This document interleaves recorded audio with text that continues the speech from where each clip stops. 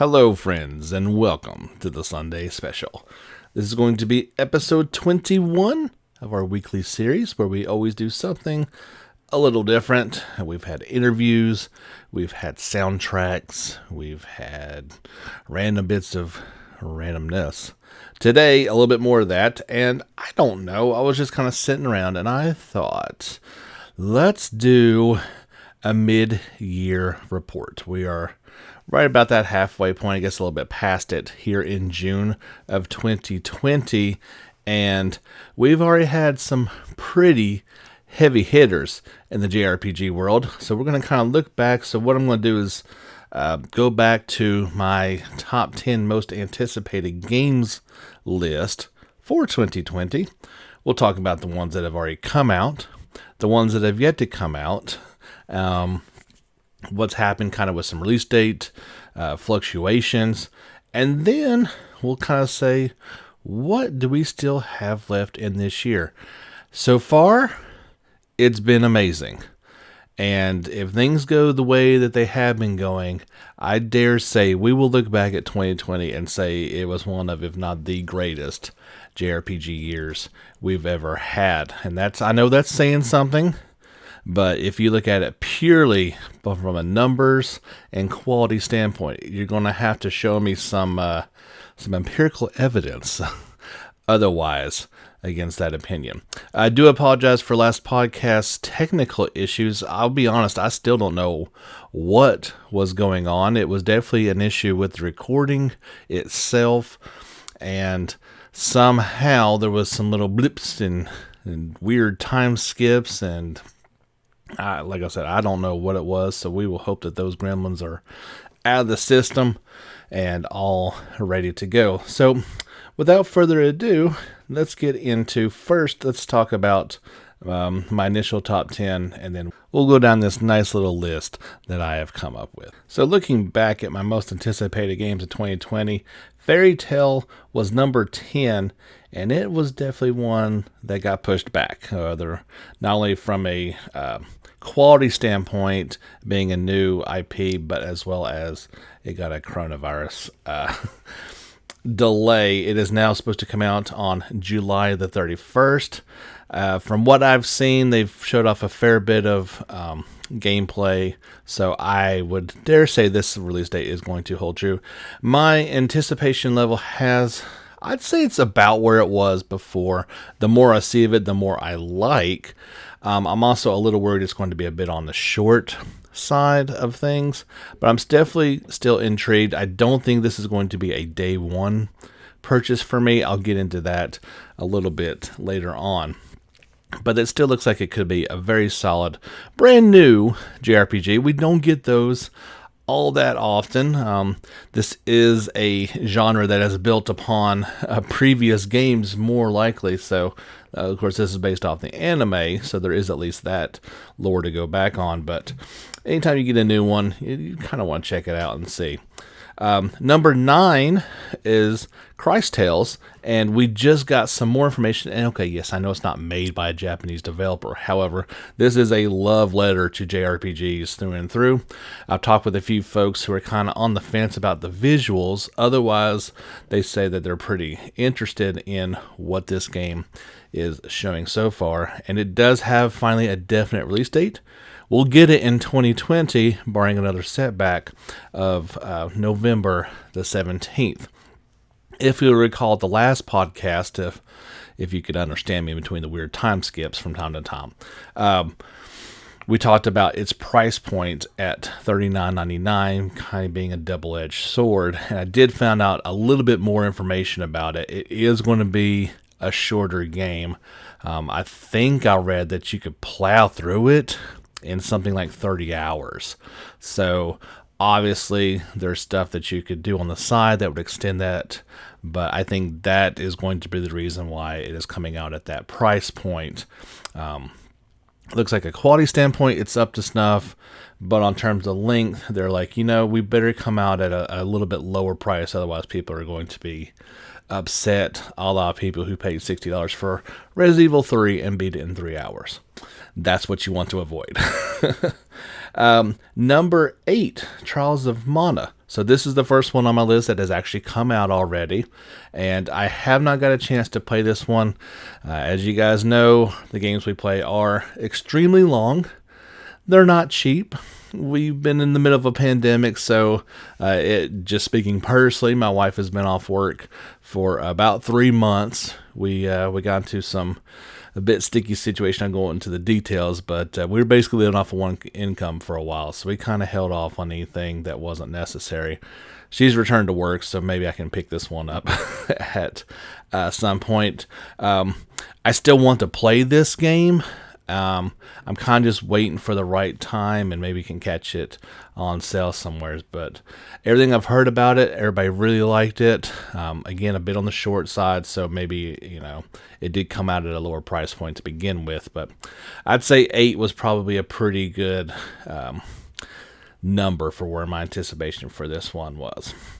Another game that's come out already, Persona 5 Royal. I had that one at number 7. Looking back on it, I can recall not being crazy excited for it because we'd already played this game. Yes, we were getting some new content. Yes, we were getting kind of that perfect, original director's cut, however you want to say it, edition of it. But I just wasn't, I wasn't crazy excited for it. I still got it day one. Obviously, we were, dealing with the crazy anticipation for Final Fantasy VII Remake, and I know that played into my feelings on Royal. However, once I got into that world, boy, was I happy. Now, I've broke it up into, now it's going to be 3 playthroughs, not playthroughs, but playing sessions, whereas I have not played through this entire marathon of a game all at once. These games can go on for so long, and when I first beat Persona 5, it was 120 hours, and it felt like it was just too long.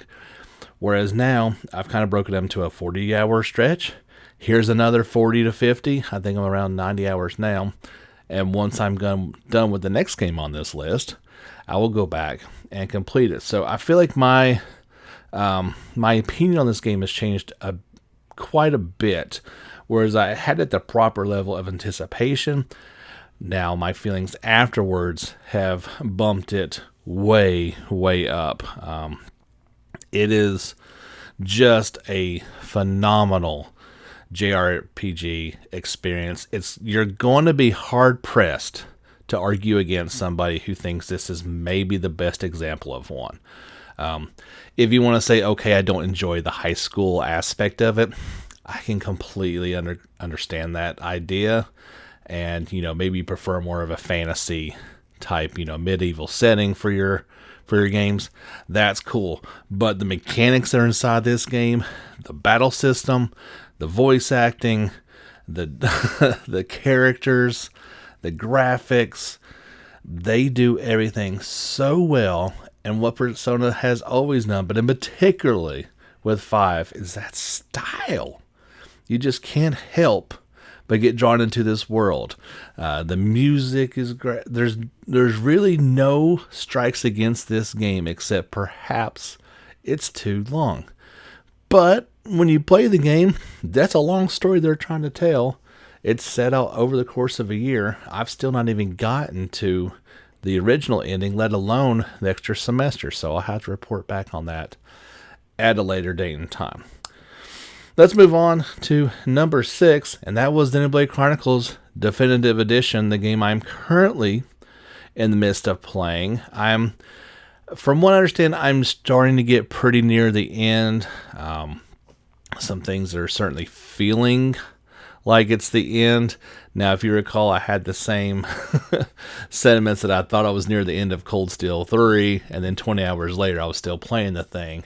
However, I think, obviously, this is not a new game, so there is plenty of information out there as to how far I'm getting. I'm really, really enjoying it. That story just kind of opens up into one of the better ones that's kind of ever been told. For me personally, I I'm not super in love with the battle system, but I kind of feel like in some ways it is better than part 2. In particular, when you move around the battlefield, because positioning is crucial. Just by moving, you don't cancel your normal auto attacks. That is something that was kind of frustrating with part 2, is every time you even, nudge the stick a little bit, if Rex was about to attack, he would stop. That doesn't happen now, and that's a big bonus. The game is still... Here's the biggest flaws I've seen from at least this iteration. I haven't played the other ones, right? Too much of a need to grind. Too many side quests, but they're optional. You don't have to do them, but you kind of need to do them, because either you're going to be grinding to death or you're going to be doing the side quests, one or the other, in order to get you to the next level. The game can go from completely manageable, you're doing just fine, and then you're dead. There are plenty of times where they just throw too many numbers of enemies on top of you, and no matter what you have done, you're going to be dead. That's just the way it is. It's not necessarily boss battles. I haven't had trouble with the boss battles outside of one in particular. They've been, although there's not really that many boss battles in this game, it is usually just either you get on a unique monster and him and his cronies team up on you and you're dead, or you're just facing a particularly tough series of enemies. You kind of know it going into it too, because you can tell when it's just going to be too much. There's a certain number, anything much more than 5 or 6, and they're just going to keep wailing on you. If they're not hitting who you want them to hit, and start hitting either your healer or Shulk, you're going to be dead before too long. However, this game is really, really good. It is by far one of the best games on the Switch, and definitely worthy of your time if you're a fan of part 2 like I was and never played this one. Definitely check it out. You're going to notice some vast improvements. Definitely worthy of the anticipations. I might have given it too much anticipation, built myself up too much, and was initially disappointed. However, I have completely come around, and I'm certainly enjoying my playthrough. So from here on, the list gets a little more interesting. If you recall, at number 5, I had Persona 5 Scramble the Phantom Strikers, the action RPG quote-unquote sequel to Persona 5, but oddly not a sequel to Persona 5 Royal, it doesn't seem. Out in Japan, and we have heard nothing about a Western release. Not one peep. So, as with any game on this list, in light of our big events like E3 and the Tokyo Game Show, we can get an announcement literally any day about these things that could change everything. However, Atlas already kind of had the PC gaming show with the release of Persona 4 Golden onto PC. Nothing came about of that, so maybe we're going to get something else here soon. But yeah, this one has now fallen way down my anticipation meter simply because we haven't heard anything. Very, very odd, to say the least. I have no reason to believe it won't come to the West, but having heard nothing, you almost have to assume that it's not coming anytime soon. I don't know. We'll just have to keep posted on this one. It's a game I'm very much looking forward to, but I need to come, to the West in English for me to enjoy it. Number 4 as well. Grand Blue Fantasy Relink, completely fallen off a cliff. Now, this one could be a lot of different reasons. We knew that it was going to be a while on this one with a smaller studio trying to put this one together. I think it actually still says it's supposed to come out this year. Of course, that would be over in Japan with a Western release coming later to be optimistic about the situation. So I don't think there is any way on this planet that we're getting this game in the West in 2020, and at this point, I'd say we're lucky if we get it in Japan this year. Again, may find out some stuff about this one pretty soon, but it has also fallen off the radar. My anticipation is still pretty high, whereas it's lower than it was, I guess, but I'm still greatly looking forward to it. This game, I think more than others, could easily get pushed back a system. I still think there'd be like a PS4 version, but I can easily see development on this one, having come to some sort of a standstill, saying, okay, why don't we just kind of retool this and see if we can't make this a next generation game, and therefore, kind of set ourselves apart from the competition. If it could come out and be one of the first, if not the first ones on the next system, I think that could pay some dividends, but we have yet to see. I will, of course, bring you that news as soon as I hear it as well.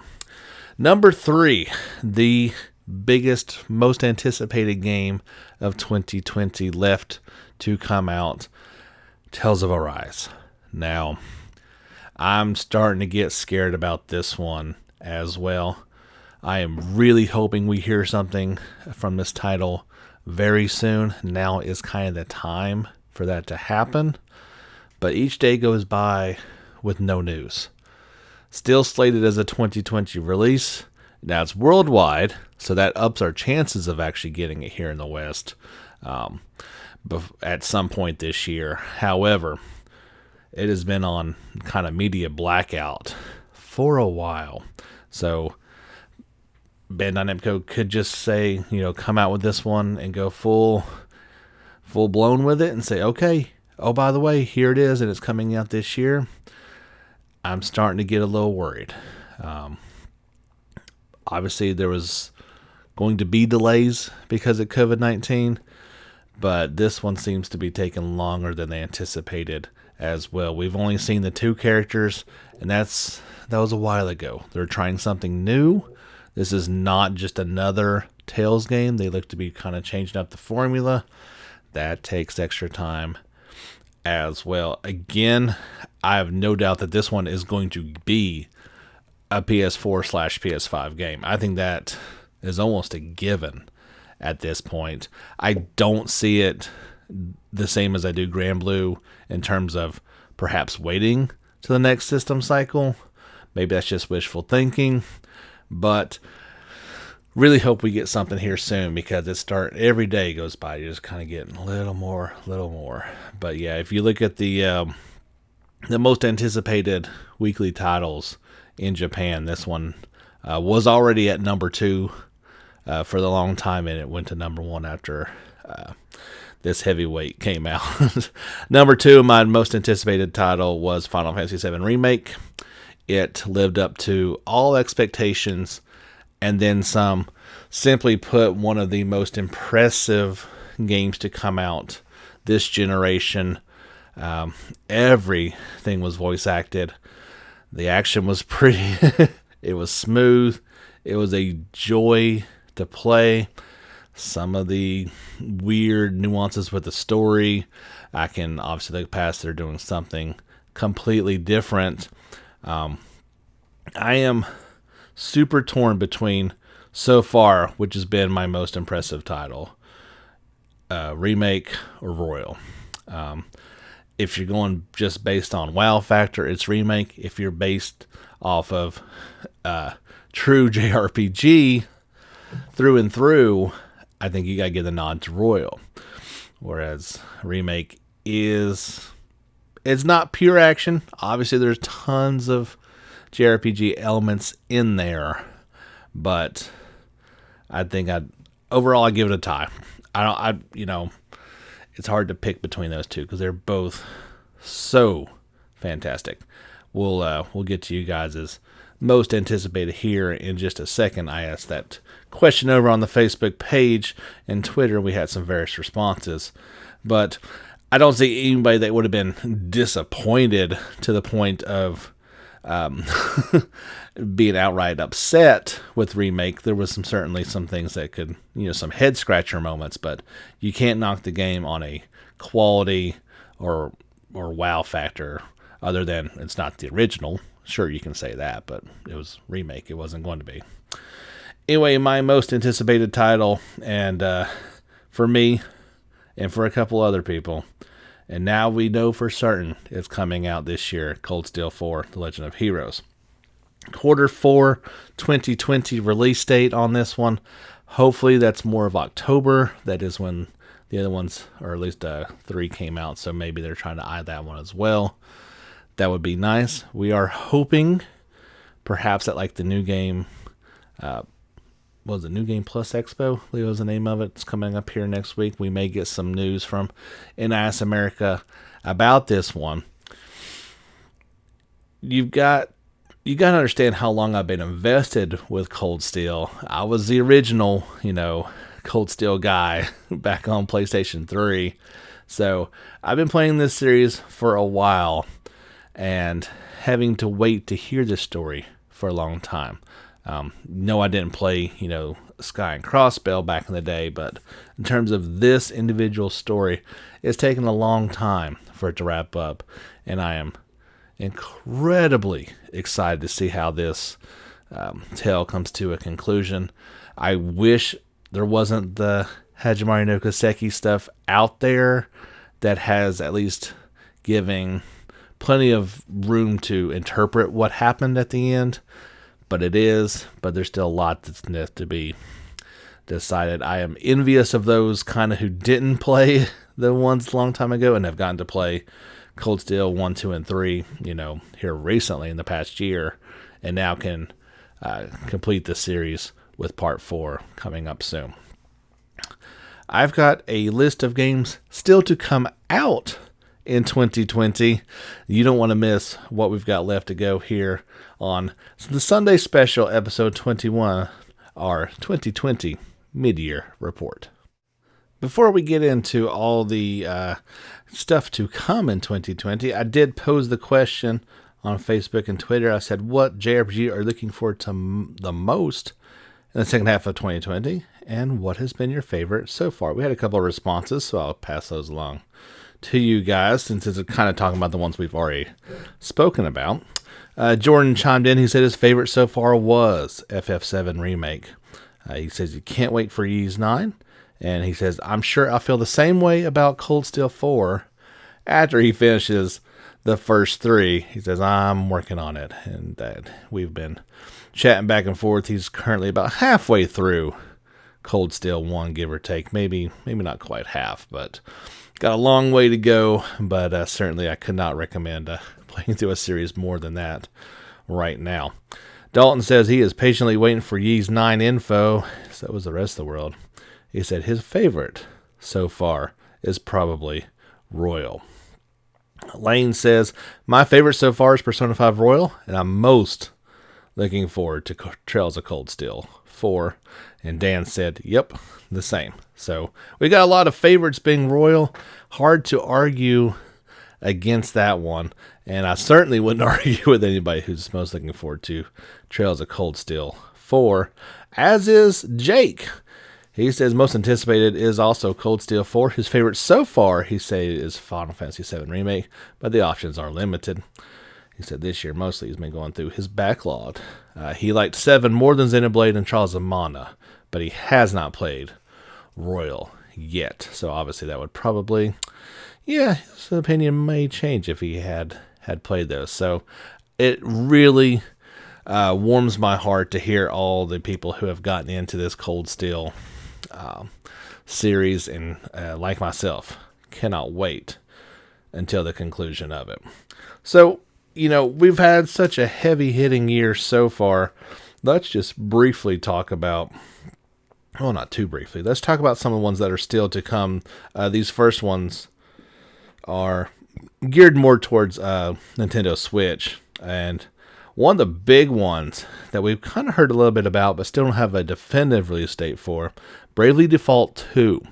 the final sequel, I guess technically like the third game in the series, but calling it Bravely Default 2, still scheduled to come out in 2020, is surely going to be a system mover for that series, or for that system. A lot of people like this series. I wanted to love it, and I need to probably get back into it with this one and pick up fresh, as you don't have to have played the other ones in order to enjoy this one. It looks impressive and should be a lot of fun, assuming that we get this year. Brigandine: The Legend of Runesaria is coming out in just a couple days on 6/25. That is the kind of bringing back a very old PS1 series, one I didn't play back in the day, and probably won't play this year either, but it does look pretty cool. A game that seemed like we've been waiting a long time for finally has a release date. That is Final Fantasy Crystal Chronicles Remaster. That one's finally coming out on August the 27th. That's Switch, PS4, and on mobile devices. So you'll have plenty of opportunities to play with actual other human beings, as opposed to AI controlling those other party members. I'm kind of excited about it. I never played the original, so I don't think this is a day one purchase for me, but I would like to play it at some point in the future. Not from a Japanese developer, but having those elements, is going to be Haven. It is coming out in 2020. We just had a large preview video for that one, and I just think it looks so cool. Got a really cool battle system, a unique story, and kind of, having that young couple, in love and living with each other while also on an alien planet and trying to save it, flying around. So there's a lot of unique things to it, but it does have that JRPG kind of battle system to it and good storytelling. So it does have me intrigued. One of the longest and perhaps worst titles ever, Is It Wrong to Try to Pick Up Girls in the Dungeon? Infinite Combate is coming out on August the 11th. I'm not familiar with this series or the anime, but from what I understand, the anime is better than the game, but maybe this has fixed some of the problems with it previously. But yeah, not only hard title to get through, but probably going to be a little hard to try to explain to people what exactly you're sitting there playing. Paper Mario: The Origami King, coming out on July the 17th. We kind of bashed on it a little bit last time as not having a lot of JRPG stuff in there. However, it's Nintendo, so you're hoping to get some of that charm and fun gameplay for the entire family in there. We haven't talked about this one a ton, as there's not been a lot of information. There was just a short video put out the other day for RPG Maker MV. This thing looks pretty robust, and I remember, if you guys recall, this series started back on PlayStation, I believe, maybe PS2, but you could basically make an NES game at that point, or a Super Nintendo game. This thing looks to be able to make pretty much any type of game that you want. So if you've always wanted to kind of do that but don't know how to code, this may be your best opportunity to do that.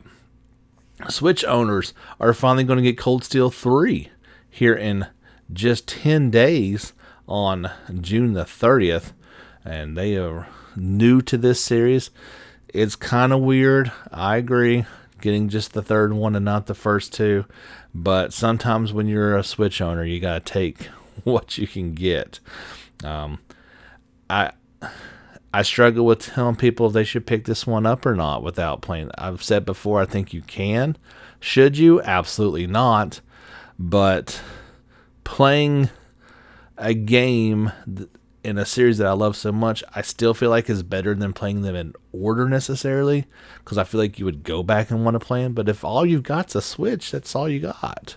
You gotta play with the hand that you're dealt, and sometimes, not everybody's so lucky as to have multiple game systems. The Switch is the most affordable one, or at least it was. You can probably get a PS4 pretty cheap by now, but I would say give it a shot. Death End Request 2 still slated to come out sometime here in 2020. Maybe slips by the end of being the year, being a Western release. We'll have to wait and see if that one does. That's kind of an odd looking game, but it certainly looks like something that could check off a few of those boxes. Digimon Survive. There's been fans of the Digimon series for a long time. This one's a little bit different, but it is slated to come out in 2020. You've got both the smartphone and the console versions of 2 Nier titles supposed to come out sometime in 2020. We'll see if that actually holds true or not. I would dare say maybe the smartphone ones make it, but not necessarily the console versions. I've been looking forward to for a long time. Genshin Impact is going to make it out this year, sometime in Q3. I think you can still try to get on that beta. I've not been selected yet, but I'm hoping to. So if you're looking to maybe see what it's all about, head over to their website and you can sign up for that open beta. Maybe try to get on that too. You've got Scarlet Nexus is slated as a 2020 release. We just found out about this game not long ago. I can kind of easily see it being pushed back into early 2021, but as of right now, that's what we have to go with. Yakuza Like a Dragon is slated for a 2020 release date. I think that one's going to make it. We saw that last trailer with full English voice acting and gameplay, so I don't see why that shouldn't make it out this year. Absolutely crazy looking game and has all sorts of my interest piqued as someone who's never played the Yakuza series. This one looks like a good way to get somebody like me into the series, just completely over the top, but still having some pretty good turn-based combat to it. Here in just a few weeks, you're going to get the newest Sword Art Online game, Alicization Lycris, shaping up very nicely. Looks like a solid entry in this series, actually a step up from some of the previous titles. Looks the part and hopefully plays the part. But that one's been delayed at least once, if not twice, so we should be able to get that one here pretty soon. I got 3 titles left for you guys, and I might have even missed a couple of them, but 3 ones that are complete wild cards in my mind, and they could absolutely make it out this year. We have out in Japan right now, awaiting localizations, the Crossbell series and the Legend of Heroes series, Ao no Kaseki and Zero no Kaseki. With a bit of help, there's really no reason why these games can't come out. Geofront has done the translation completely for the first one, and is 75% done with the second one. Why Falcom can't say, can we buy that from you and use it and publish it? Why not? If you want to bring these games to the West, don't wait on NIS America to get off their keisters and do it, because they are overrun with localization problems and timing. I say get this out there and let it be done quickly, because there's no reason why if they do that, these games can't make it to the West fairly soon, and I would be thrilled about it. I mean, think about it. You're launching Cold Steel 4 in the West in Q4 2020. You've just released Part 3 in the West last year on the Switch and the PC this year. Keep that momentum going. Get people into this series who may have not. They already know these characters, so they want to know more about it. Get it out there. People will buy it. Especially, I feel like you could get both these games on one PS4 Blu-ray. I don't see why not. Maybe not. Maybe I don't know what I'm talking about, but I think that you could probably do it, and it would sell like hotcakes. The last game, and again, there's really no reason why this game can't come out this year, and that's Ys 9. We have still not gotten any word that this game is coming to the West, and it blows my mind.